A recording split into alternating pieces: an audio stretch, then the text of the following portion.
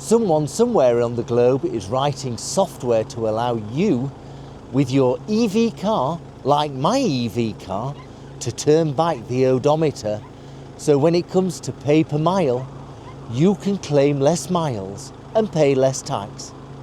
Let's talk about that. We're coming up to the November budget of 2025 from the Labour government of the UK, and rumours are rife that over the next couple of years, pay per mile charging for EV cars is on its way. Now, I'm in my lovely dirty diesel that's 15 years old, and this is already pay per mile, because for every litre or gallon, whatever you want to call it, that I put in this vehicle, just like my petrol equivalents, 50% of that charge is tax, and that includes VAT, that goes to the government. So with the vehicle that I'm in now, my Mercedes E220, with a dirty diesel under the bonnet, I'm already paying per mile, and so are you, if you're in a diesel or a petrol, or even in an LPG car. You're already paying per mile. You have a choice. You have a choice if it does 50 miles per gallon or 30 miles per gallon, or even less. You do have a choice. But with EVs, it's a bit different. How are the government going to recoup revenue from the EV world? Well, now that they're thinking about putting a system in where you go online and state what miles you're going to be performing over the coming year, and you will be charged a certain amount of tax. I am assuming there will be a refund function in that environment, because some people will sell their EV cars, or some people will return their PCP cars, because most EVs, let's face it, most EVs are on PCP or lease. So you don't really own it, yeah? You don't really own it. So, but you've got to return it, and then the government will have to return the tax that you first thought. But what's really going to happen is, with my Dacia Spring, the government will say, the first 2,000 miles you get for free. Anything after 2,000 miles, you're going to have to pay a pay per mile charge. What is your estimated miles for the year? And I will naturally put 2,001 miles, because I don't want to pay any tax. So therefore, at the end of that year, I'll then have to declare what mileage I've done from the odometer in the car, and then the government or the DVLA or whatever tax system it is will then say, you owe us a certain amount of money, maybe £50, £100, £300, whatever it is, whether it's 1, 2 or 3 pence per mile, it doesn't matter. This is the principle, yes? So if that's true, then I'll have to declare that I've done, let's say, 8,000 miles. So there's a difference of 6,000 miles. I originally put 2,001 miles in the system. I've now done 8,000, so I really owe something like 5,999 miles at a pay per mile rate. That's okay. The point here is, remember the days when people used to clock their odometer, yes? And they still do, to be fair. They still do, from an electronics perspective. So what will happen is, and I'm not saying I'm going to do this, but I'm looking at the broader scenario. What will happen is, you'll be able to download software from wherever it is, and then you'll be able to connect to your car and then reset the odometer. And then you'll take a photograph and upload it to whatever system it is that the DVLA or the tax or the VED system that's available. You'll upload that photo to prove that whatever mileage you've done. And instead of it showing 8,000 miles, someone will write software where I can bring it back down to 2,000 miles. There's not too much rocket science here.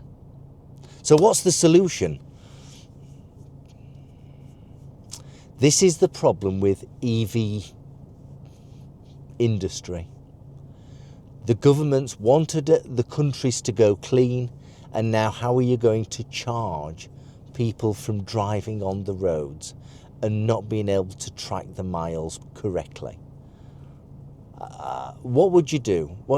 It's going to have to be a flat rate. It's going to have to be a flat rate.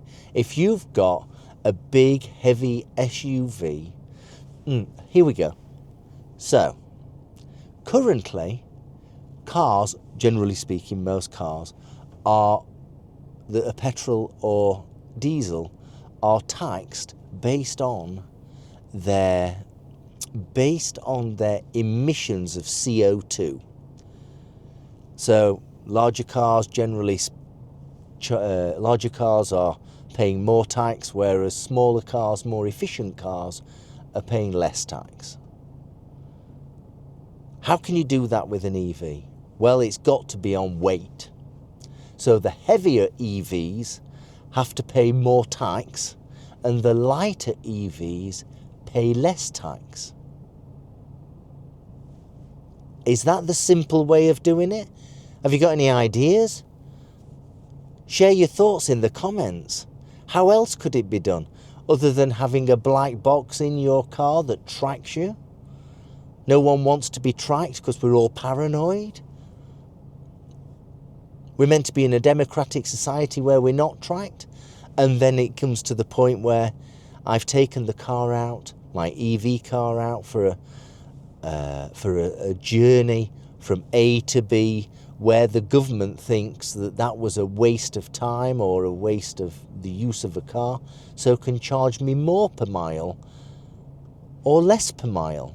I'm then going to have to register what the journey was for. Was it to go to the shop, or was it go for entertainment to a golf course? Not that I play golf, but you understand what I mean. So if it was going to the golf course, then you would, instead of charging 1 pence per mile, the government may say, well, you're going to a golf course, so we're going to charge you 3 pence per mile. If you were going to the shop, maybe 1 pence per mile. I don't know. How's this going to work? You tell me. I'd love to know what your thoughts are whilst I sit in this Mercedes 2.1 litre diesel, belching out CO2, of which I've paid the tax for, this car. And on the understanding that I am in Stafford, and this week I'm going over to Edinburgh, over to Glasgow, and then down to the Lake District. And because of the high cost of charging on that journey for the EV car that I have, the Dacia Spring, I'll be going in a dirty, belching diesel because it's cheaper in a diesel car. How's that work out? It's cheaper for me to go on that circular journey over a few days in a dirty diesel than it is in an EV. How's that work? How are we paying so much money for a kilowatt hour charge on the roads of Britain when the government are meant to be promoting the purchase of EV technology on the run up to 2030? You tell me. I mean, I love the Dacia Spring, probably one of the best cars I've ever had. It is so cheap to run, absolutely love it. And if you've got this far, Sandra, this is out for you, who has purchased recently a Dacia Spring, and she seems to love it. Well done, Sandra. But just think about it. Going long distances in an EV car does not make sense. It's not the capability of the car, it's the cost associated to charging the car on the road. It's just stupid. And the government are either part of the solution or they are part of the problem. At this moment in time, this government, the Labour government, and the Conservative government of the past, because they're just as bad, this Labour government are doing nothing about the high costs of charging EV on the road. Therefore, the government are part of the problem. Just sort it out. You're meant to be governing the country. Sort it out. Hope you found this video thought-provoking, enjoyable, entertaining. If you did, do remember to subscribe. If you are subscribed, thank you very much for subscribing. It really does matter. And I will see you soon. Safe driving, safe riding. See you soon. Bye-bye.